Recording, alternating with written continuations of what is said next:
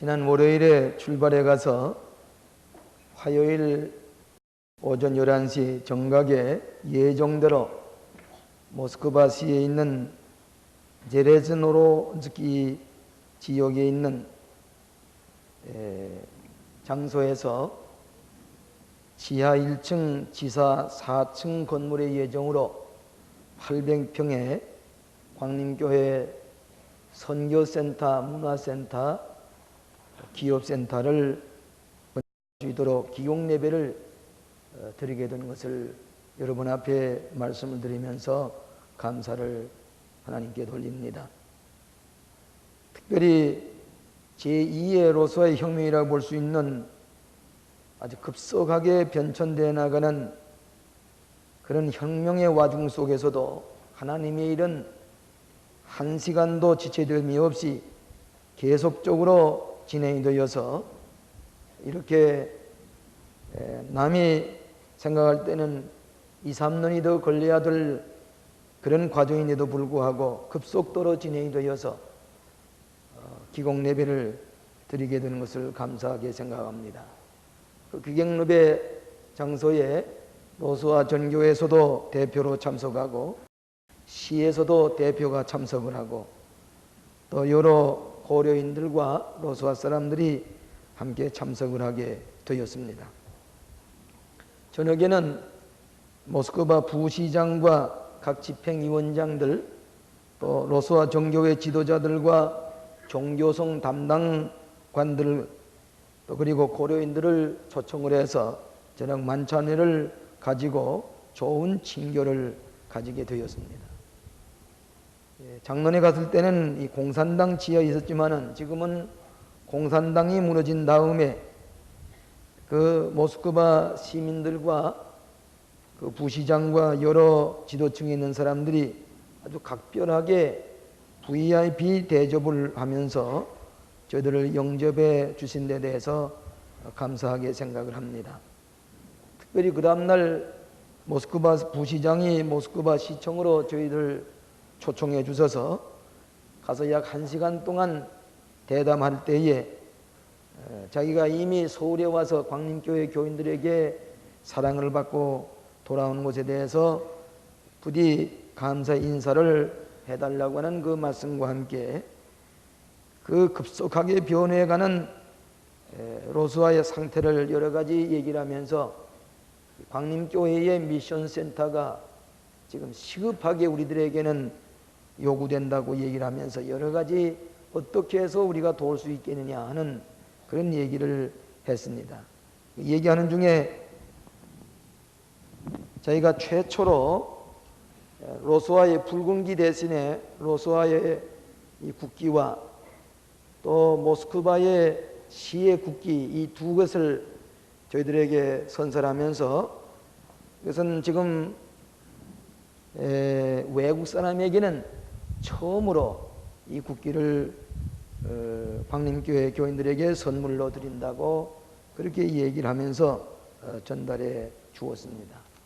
그들은 우리나라에 와서 돌아보고 서울 돌아보고는 어떻게 그렇게 폐허가 된 나라에서 그렇게 아름답고 경제적인 부흥을 하고 국민들의 얼굴에 평화와 기쁨이 넘치고 어쩌면 그렇게 훌륭한 백성이 되었느냐고 하는 것마다 회의 때마다 물어오는 것을 들었습니다.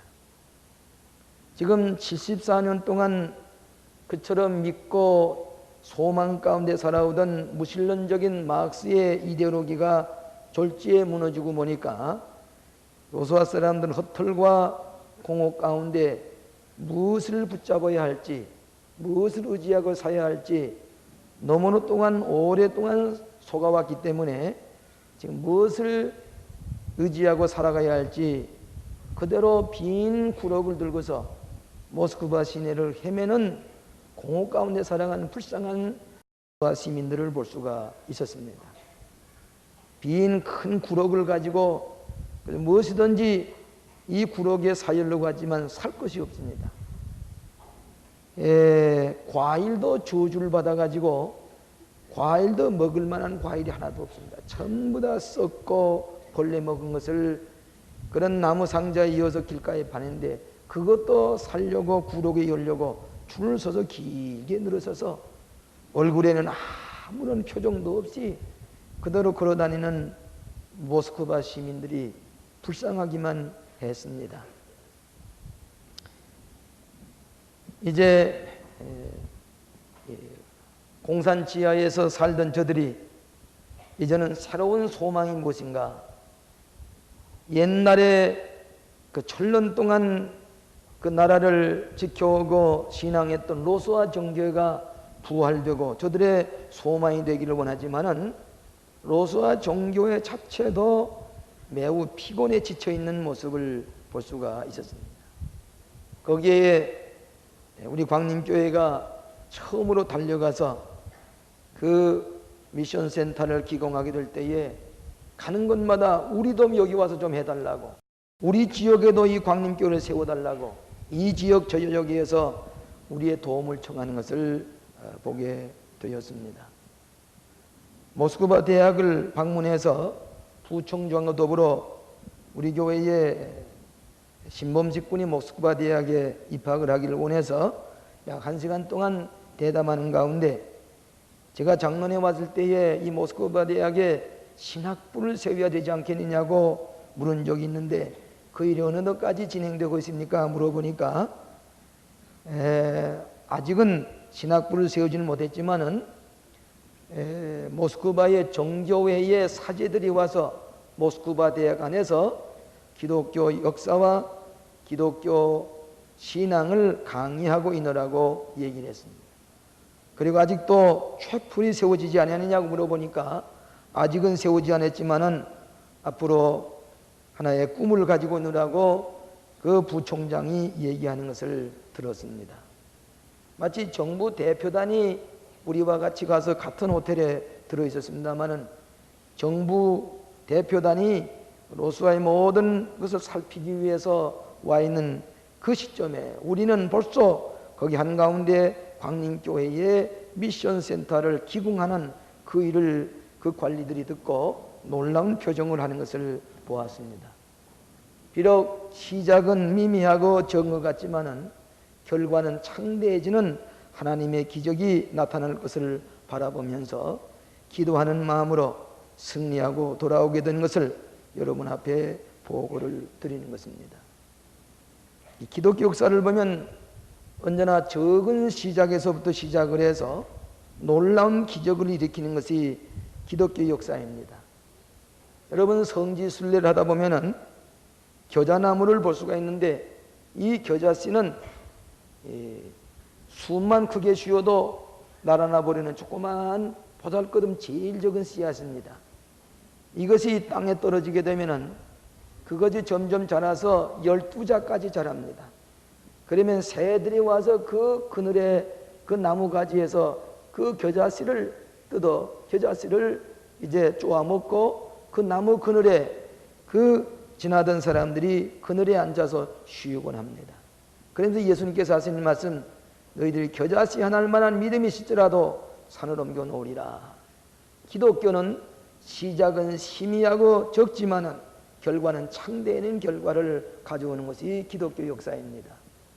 어떤 사람이 사업에 실패하고 이제는 마지막에 자살할 수밖에 없는 지경에 이르렀을 때에 우연히 광림교회 교인들이 이 장막 안에 성전을 들어간 것을 보고 도대체 많은 사람이 이렇게 들어가느냐, 자기도 한번 들어가 봐야 되겠다고 들어와 앉아서 저 밑에 앉아서 말씀을 듣다가 예수님께서 당신을 위해서 죽으셨습니다, 당신의 죄를 위해서 죽으셨습니다는 그 말 한마디에 그 말씀이 가슴에 와닿을 때에 내가 이제 다시 살아나야 되겠구나 결심을 하고 오늘 예수 잘 믿고 가족이 행복해지고 사업이 번창해 나가는 교훈을 한두 사람이 아닙니다. 오늘 적은 말씀의 씨앗이 우리 가슴에 떨어질 때에 그 겨자나무가 자라는 것처럼 크게 자라서 많은 사람에게 유익을 주는 것처럼 기독교 역사는 지극히 적은 것부터 시작해서 놀라운 기적을 나타내는 것이 하나님의 역사입니다.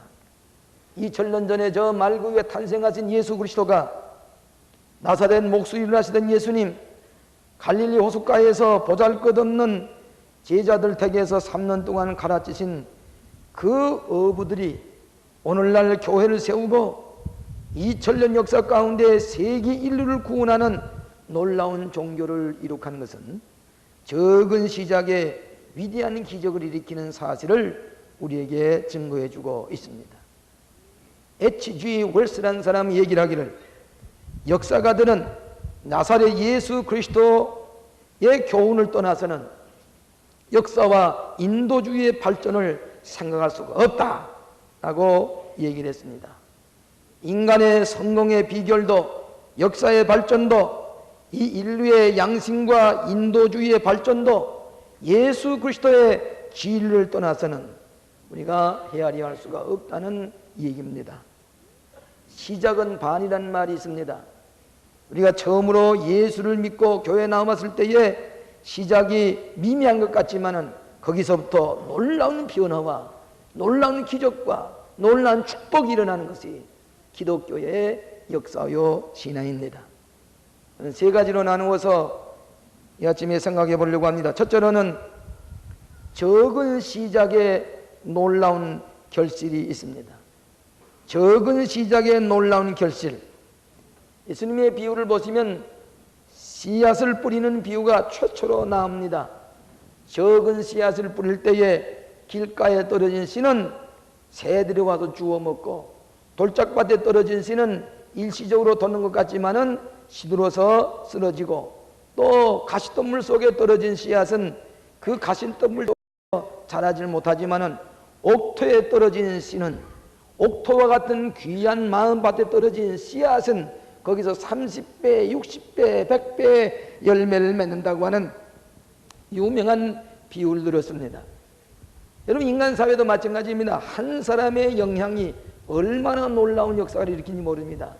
가정에서도 한 주부의 역할이, 한 주부가 예수를 바로 받아들이고 그 신앙을 가지고 그 자녀와 남편과 부모를 잘 돌볼 때에, 가정이 될 때, 평화스럽게 될 때에 그 가정주부 하나 때문에 그 가정이 행복해지고, 그 가정이 행복해짐으로 말미암아 자녀들이 성장해서 위대한 인물로 탄생되고 영향을 끼치는 것과 마찬가지로 한 사람 한 사람 지극히 적은 것 같지만은 놀라운 영향을 끼치는 것을 우리가 잘 압니다. 또 반면으로 한 사람의 잘못 때문에 큰 실수를 범하는 역사를 우리가 알 수가 있습니다. 소련에 가보시면 소련의 무신론자 지도자들이 한 사람이 잘못됨으로 말미암아 수천 명이 죽임을 당했습니다. 스탈린이 이후에 똑똑한 사람은 다 죽임을 죽었는데 저 국민학교의 교감 선생까지라도 소위 시식분자라는 사람은 모조리 짓는데 다 합하니까 무려 6,500만 명을 죽였다고 하는 얘기를 들었습니다. 그러면서 이제 남은 사람은 전부 다 바보들만 남았고 멍텅구리들만 남았다고 탄식을 했습니다. 남은 사람마저도 무슨 사상이 있고 생각이 있는 게 아니라 종교도 없고 아무것도 무슨 마음에 무슨 기쁨을 주는 것이 하나도 없습니다. 늘 속아 사는 것입니다. 그러니까 그것을 달래기 위해서 술을 마시는데, 술을 늘 내외간이 마시고 그 술 먹은 부모들 사이에 태어나는 자녀들도 전응아들입니다. 정신적인 불구자들입니다. 말할 수 없는 그런 전응아들이 탄생이 되어서 이전 소련은 더 이상 일어날 수가 없으리만치 황폐해진 나라가 되었다고 지도층에 있는 사람들이 얘기하는 것을 들었습니다.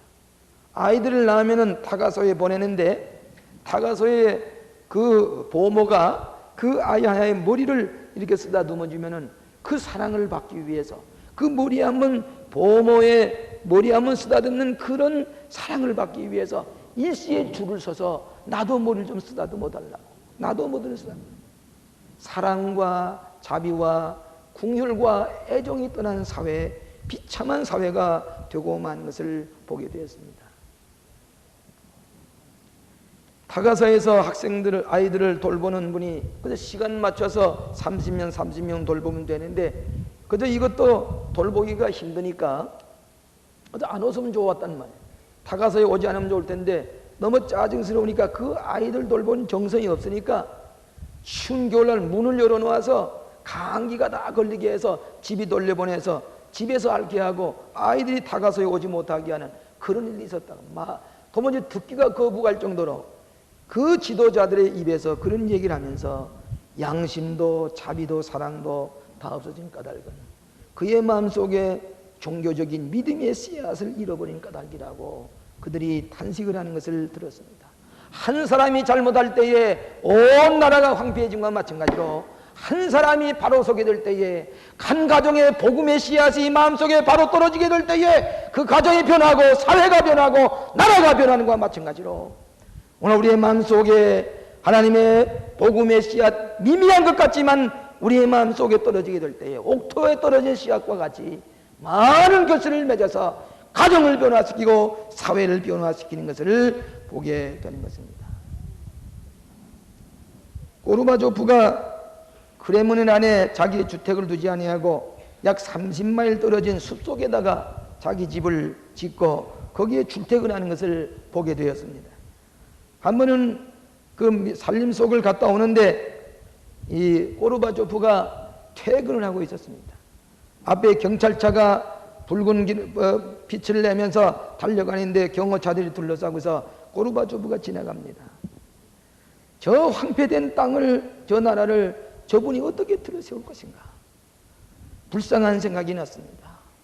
저들이 이제는 74년 동안 쏟고 황폐된 저 인간의 양심도 인간의 모든 심성도 다 마비된 저것을 어떻게 일으켜 세울 것인가?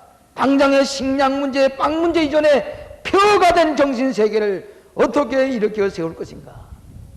믿음의 씨앗이 없고 복음의 씨앗이 없는 백성들의, 종교를 잃어버린 백성들의 그 가련한 모습을 우리가 보게 되는 것입니다.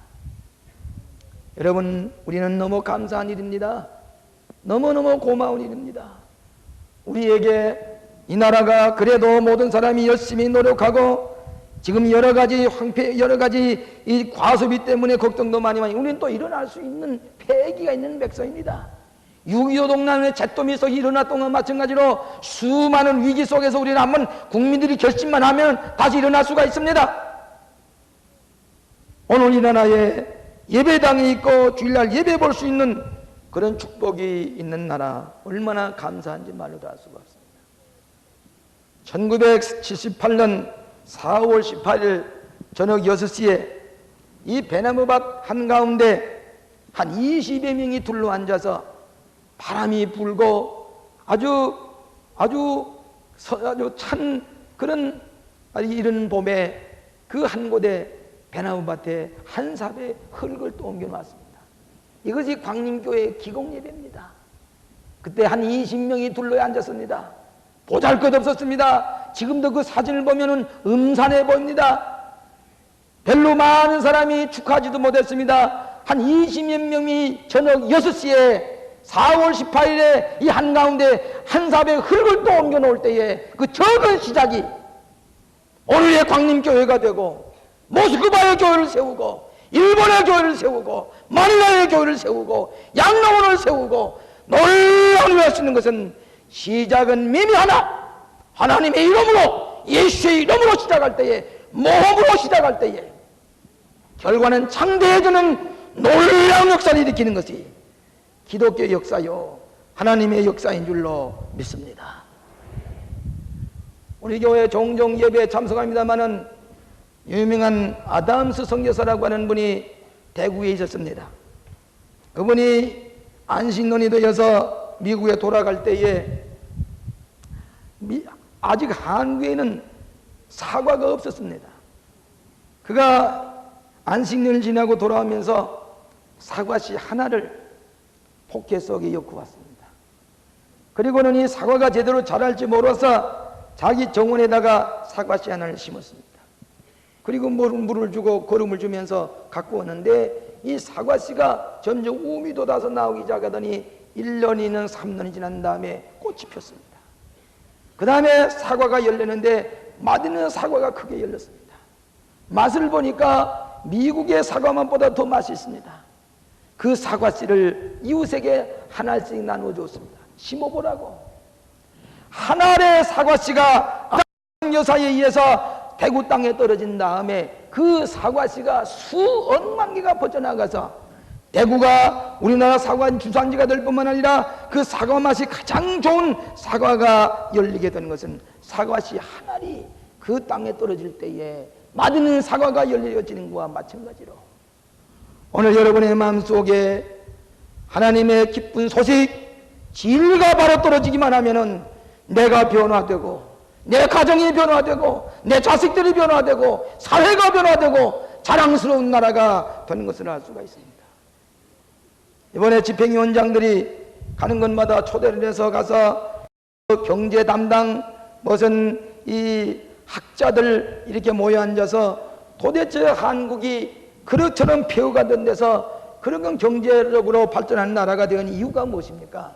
그것이 질문입니다. 그것은 국민들의 마음속에 우리의 도덕적이고 윤리적이고 신앙적인 양심이 바로 서게 되면은 그 다음부터 모든 경제적인 발전을 올 수가 있다고 에루하루트 수상이 나일강의 기적을 일으킨 다음에 한 유명한 얘기 가운데 그런 나일강의 기적은 독일 사람의 근면적으로 되는 게 아니라 종교적인 도덕적인 윤리적인 기반이 바로 서일 때만이 바른 경제적인 부흥도 가져올 수 있다는 얘기를 하면서 한국의 1200만 개신교 성도들의 기도와 신앙생활을 얘기할 때에 그들은 고개를 끄덕거리면서 종교의 피폐가 종교의 오늘날 문을 닫은 것이 소련의 황폐된 가장 큰 원인이라고 하는 것을 저들이 고백하는 것을 들었습니다. 그런 걸 오늘 우리의 신앙의 적은 시작의 모험이 놀라운 결실을 가져오는 것을 하나님께서는 우리에게 약속해 주고 있습니다.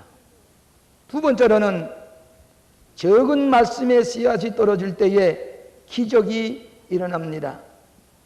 기독교의 시작은 적은 말씀의 씨앗부터 떨어집니다. 여러분, 예수님께서 밤새도록 고기를 잡지 못하고 돌아와 구물을 씻는 제자들에게 내 그 배 좀 빌려주세요. 그리고는 배에 서서 그 많은 사람들에게 복음을 전했습니다. 대낮이 됐습니다. 빈 배를 몰고 들어온 빈 구물을 가지고 온 이 제자들에게 축복을 해 주셨습니다. 이제 나가서 저 깊은 곳에 가서 구물을 던지시오 그랬습니다. 베드로나 제자들에게는 상식밖의 얘기입니다. 캄캄한 밤중에 고기를 잡는 법인데 대낮에 깊은 데 가서 구물을 날려서 고기를 잡는 말은 넌센스입니다. 상식에 벗어납니다만은 이 제자들은 주님이 말씀하심에 순종, 말씀의 씨앗을 마음에 받아들이고 그대로 가서 순종할 때에 그물이 찢어지도록 고기가 낚였습니다. 그때에 주여 나는 죄인으로소이다. 나를 떠나서서 베드로가 고백할 때에 이제부터 너는 사람을 낚는 고기 잡는 어부가 아니라 사람을 낚는 어부가 되리라. 변화시켰습니다. 새로운 존재로 바꾸었습니다. 말씀의 씨앗이 떨어져 순종하고 보니까 새로운 변화를 일으켰습니다. 예수님께서 가나온인 잔치집에 가셨을 때에 이 잔치집에는 유대나라에서 1년 전부터 포도주를 만들어서 잔치를 준비하는데 손님이 너무 많이 와서 포도주가 떨어졌습니다. 그래서 이 제자들이 예수님의 어머니 마리아가 아주 당황을 하면서 이 포도주가 떨어졌느라고 얘기를 하니까 예수님께서 그 빈 항아리에 물을 가득가득이 5 항아리에 다 열라 그랬습니다. 채웠습니다. 그 맹물을 연회장에 겠다가 돌려줄 때에 포도주로 변했습니다. 지금까지 맛보지 못했던 가장 맛있는 포도주로 변했습니다. 그때에 하나님께 영광을 돌렸다고 그랬습니다. 이 항아리에 맹물을 쏟아 부어라. 그저 말씀을 믿고 순종하다 보니까 맛있는 포도주로 변했습니다. 이것이 신앙생활입니다. 사람의 생각으로는 불가능해 보이고 보잘것없어 보이고 아무것도 아닌 보이지만 하나님의 말씀을 받아들이고 순종할 때에 맹물이 포도주가 되는 기적을 베풀어 주시는 것이 이것이 기독교의 역사입니다. 10문둥이가 문둥병으로 앓아 고생하게 될 때에 예수님께 이 문둥병이 고쳐달라고 부탁을 했습니다. 저 제사장에 가서 몸을 보이라. 제사장에 가는 동안에 문둥병이 깨끗이 나았습니다.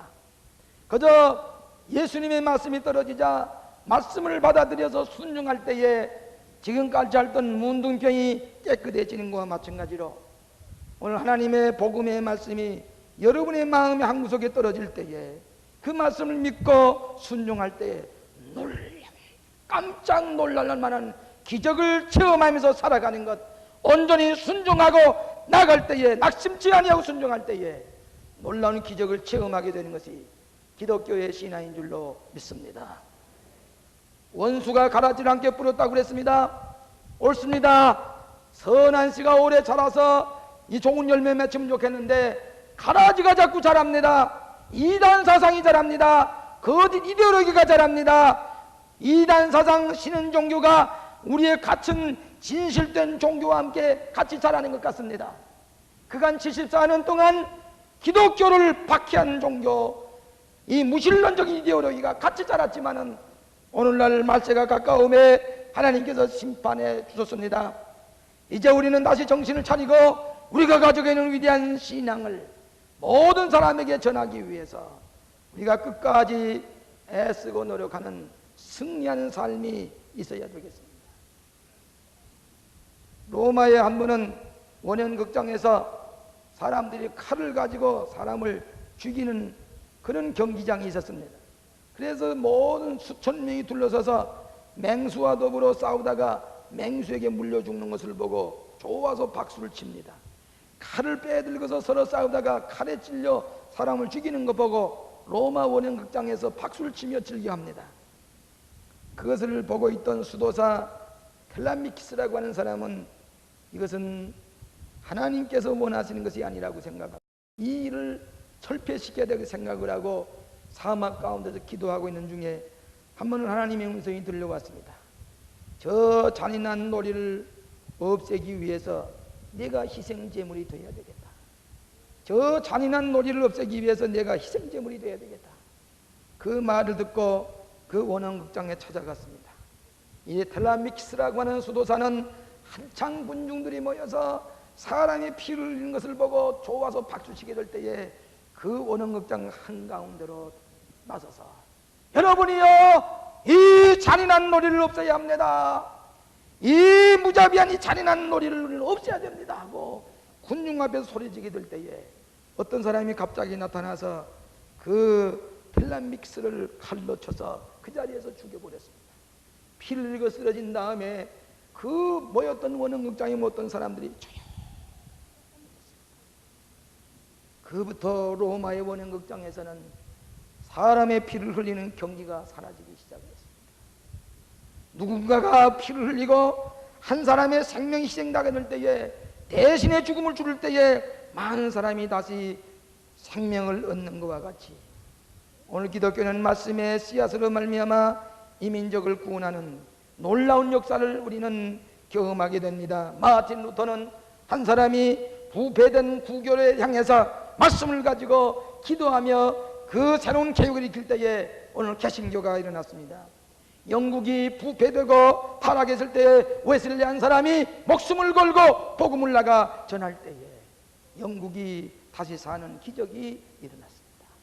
오늘 우리의 마음속에 적은 말씀의 씨알이 떨어지게 될 때에 놀라운 기적을 일으키는 하나님의 역사에 준행하시는 여러분 되시기를 바랍니다.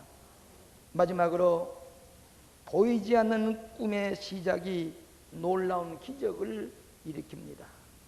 보이지 않는 꿈의 시작이 놀라운 기적이 일어납니다. 여러분, 제가 누누이 얘기합니다마는 이 세상에서 제일 무서운 단어가 무엇이냐 그러면 꿈이라는 단어입니다. 꿈. 이 성경에 보면 이 꿈을 가졌던 사람이 모두 다 기적을 일으켰습니다. 요셉도 꿈을 많이 꿨기 때문에 형제들에게 시기를 샀습니다. 그래 팔려갔지만은 끝내 꿈을 실현하고야 말았습니다. 야곱도 꿈을 많이 꿨습니다. 그 꿈을 꾼 대로 야곱이 이스라엘이 됐습니다. 모세도 꿈이 컸습니다. 나중에 이스라엘 백성을 해방시키고야 말았습니다. 다윗도 위대한 꿈을 꿨던 까닭에 위대한 임금이 됐습니다. 꿈이 없는 백성은 망한다고 그랬습니다. 오늘 우리가 하나님께서 주시는 꿈을 믿고 꾸준히 꿈을 안고 노력하게 될 때에 큰 기적을 일으키게 되는 것입니다. 저 예루살렘과 유다에 로마가 점령을 해서 회당과 성전을 모두 불태워버리게 됐습니다. 그럴 때에 한 랍비가 하는 말이 다 불태워버리되 저 지중해 연변에 있는 적은 회당 하나, 시나고그 하나만은 제발 그대로 두어달라고 그랬습니다. 이것만은 불태우지 말라고 그랬습니다. 유대 나라의 모든 회당과 성전이 다 불탔는데 지중해 연변에 조그만 회당만은 불태우지 않았습니다. 그대로 남겨두었습니다. 이때 랍비는 그 속에서 성경을, 구약 성경을 가지고 토라를 가지고 가르치기를 시작했습니다. 성전이 없어진 가운데 그 조그만 회당에서부터 유태인의 토라를 가르치고 구약을 가르치기 시작할 때에 거기서부터 다시 유대교의 위대한 신앙이 번져나가서 오늘의 이스라엘 백성이 되었다는 얘기가 있습니다. 시작은 미미하지만은 유치원 어린 학생들에게 복음의 씨앗이 떨어질 때에 집에 돌아가서 부모를 변화시키고 부모에게 하늘나라의 축복이 임하게 하고 그 가정을 변화시키는 것 우리 주변에서 얼마든지 볼 수가 있습니다. 오늘 사랑하시는 여러분, 보이지 않는 꿈이 놀라운 기적을 일으킵니다. 아브라함 링컨이 16살 났을 때에 뉴 오리엔스라는 데를 갔습니다. 거기 가서 이 16살 난 아브라함 링컨은 흥분해서 그 뉴 오리엔스의 시가지를 구경하고 다닙니다. 한참 뛰면서 구경을 다니는데 한 군데 가니까 이상한 곳이 있습니다. 노예시장에 갔습니다. 노예시장에 가보니까 아프리카에서 사온 노예를 경매에 붙이는데 장정 하나를 세워놓고 1000불이요 900불이요 하고서 경매를 붙여 자기 아버지가 북쪽으로 팔려갑니다. 또 자기 어머니가 800불이요 700불이요 하고 경매에 붙여서 팔려갑니다. 남쪽으로 팔려갑니다. 그때 16살 난 아브라함 링컨과의 동갑이 연배의 소녀가 그 경매에 붙여졌습니다. 보십시오. 건강합니다. 또 이 아이는 집에서 일도 할 수가 있습니다. 건강한데 식모살이도 잘할 수가 있습니다. 그러면서 그 소녀를 놓고서 400불이요 300불이요 하고 경매를 붙이면서 이 백인이 그 16살 나는 소녀의 옷을 홀레당 벗겼습니다. 그럴 때에 이 16살 난 흑인 소녀는 동상처럼 감격도 부끄러움도 없이 가만히 서 있었습니다. 그때 아브라함 링컨은 바라보면서 저것은 인간이 할 짓이 아니다. 저 노예 매매를 우리가 폐지해야 될 텐데 노예 매매를 폐지하기 위해서는 내가 국민학교도 나오지 못한 국민학교 앞달밖에 다녀보지 못한 아브라함 링컨이지만 내가 대통령이 되는 길밖에 16살 났을 때 대통령이 되어서 노예 해방을 위해서 대통령이 되어야 되겠다는 꿈을 꾸기 시작했던 아브라함 링컨은 드디어 미국의 16대 대통령이 됐습니다. 그리고는 노예 해방을 위해서 그런 정성을 다해서 노력한 결과 노예제도를 폐지하고 자기는 스스로 목숨을 잃어버리고 말았습니다. 그 꿈이 실현된 것입니다. 오늘 하나님께서는 우리에게 보이지 않는 꿈을 주실 때에 믿음으로 순종할 때에 우리의 가정과 세계와 사회를 변화시키는 놀라운 기적이 일어나는 것을 보게 됩니다. 이번에 마지막으로 부다페스트 식당에서 만찬을 열 때에 절더러 연설을 하라고 그랬습니다. 거기에 로스와의 지도자들이 있습니다. 오늘 위대한 로스와가 어째서 이렇게 되느냐, 오늘 여기에 한국의 광림교회에서 교회를 세우게 되는 것을 기쁨으로 생각한다고 얘기하면서 한국이 여러분보다 더 어려운 시련을 겪었습니다. 6.25 동란내 잿더미밖에 남지 않았는데 오늘의 여러분을 도와준 나라가 된 까닭은 무엇입니까? 그것은 신앙이 살아있었기 때문입니다. 기도하는 사람이 있었기 때문입니다. 1200명의 200만의 개신교가 있고 오늘 광림교회와 같은 교회가 있었기 때문에 낙심하지 아니하고 쓰러질 것 같지만 다시 일어나고 다시 소망이 없는 것 같지만 다시 일어나고 일어나서 오늘의 위대한 한국이 되어서 여러분을 돕고자 합니다. 그랬습니다. 모두 다 그들이 박수를 치면서 고개를 끄덕거렸습니다.